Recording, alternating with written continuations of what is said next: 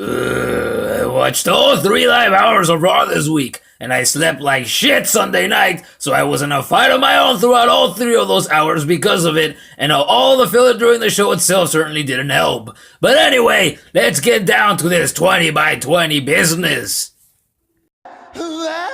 Raw starts off this week with a segment called Let's Play a Game of Who Can We Put Roman Reigns Up Against that'll hopefully get booed more than he does. Ha! I almost felt sorry for Jordan and Reigns, and ironically enough, just like they did Reigns, the fans have firmly turned against Jordan because boy was he booed hard tonight, and begging to daddy for title matches and anything else that he wants certainly got him booed even harder. Suffice to say, Samoa Joe, the guy that's supposed to be the heel, was actually the face during the first 40 minutes of this week's show. And yeah, let that sink in. 40 fucking minutes in and only 3 people were featured. And not only that, but Reigns appeared at the end of the show too, so he was in about a third of the entire show. Christ! Talk about overexposure! The wrestling match itself, however, was good, but like I mentioned earlier, I was falling asleep throughout it all, so I can't say I really enjoyed it.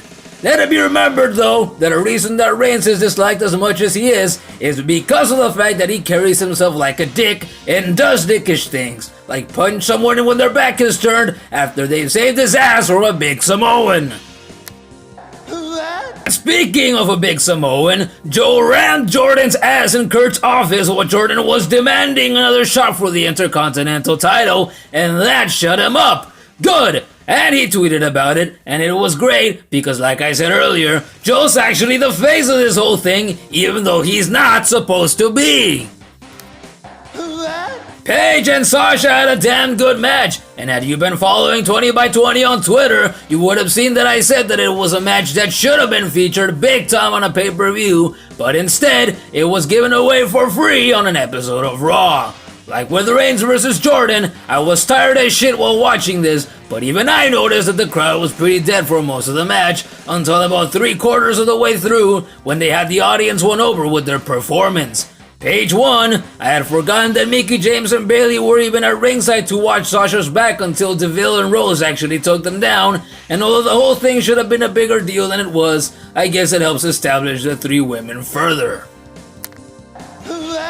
Oh, and what the fuck was Cole's problem with Alexa Bliss this week? With all the shots he was taking at her while she was on commentary, one would have thought that the company was building a match between him and Alexa for the women's title. Cole, you're a dick!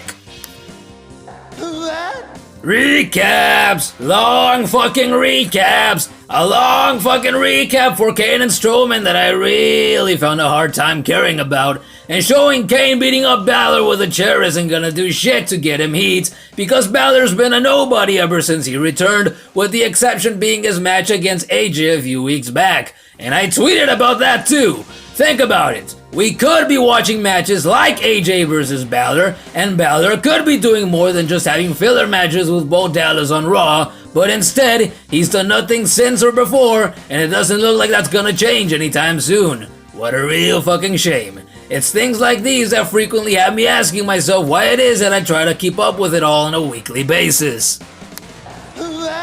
And you wanna know why I stick around? Because almost every week, the WWE does enough, just enough to convince me to tune in the next week, and because I've been a consistent viewer for almost 12 years, and in spite of all the bad, there's always just enough good to make me want to stay. For example, the Cruiserweights were given enough time this week to have another outstanding Fatal 4-Way match, and it was good enough that I'd even say it was better than last week's. 205 has looked good on Raw 2 weeks in a row, and I'm all for Drew Gulak getting a shot at the division's title, because I believe that, character-wise, believe it or not, he's one of the better ones of the division.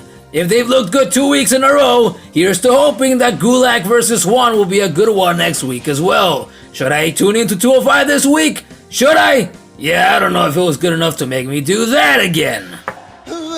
Asuka made Alicia tap out this week to continue her winning streak, and that would have been all fine and dandy were it not for the fact that the match happened in a way that told us that we were supposed to believe that Alicia was a credible threat to Asuka because she got way too much offense in. But hey, at least Cole didn't call that armbar she used the Ascot Lock this week. And Paige and the gang surrounded her and Alicia post-match again, and Paige gave Asuka bedroom eyes, as you can currently see, and Asuka simply walked away again, and Paige and the gang beat up Alicia, which no one cared about because Alicia's a nobody and she's on the Booker T level, in the sense that I wonder how she's been employed by the company for as long as she has, just like one wonders how Booker stayed in commentary for so goddamn long.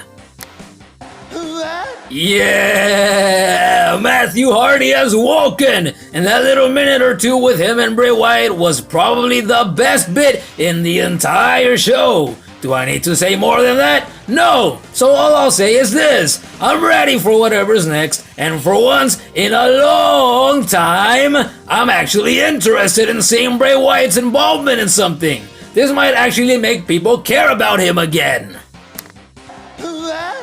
The main event for the tag team titles was pretty freaking awesome. The last few minutes of the show was probably when I was the most awake, and that is because I was cackling like a dumbass when Sheamus and Cesaro retained after Joe interfered in the restarted no DQ match and made all of the Shield look like a bunch of chumps. And it couldn't have been done by anyone else in the Raw roster. They were the right guys for the job, and boy did they do it well. So props to all the men for giving a mostly boring show a great ending. What did you think of Raw this week? Does it have you fantasizing about Enzo and Nia getting it on like Edge and Lita did in the ring all those years ago? Because if you are, there's something wrong with you, but you should still put the subscribe button up for deletion before you go. This was 20 by 20, and I'll catch your ass here for this week's SmackDown.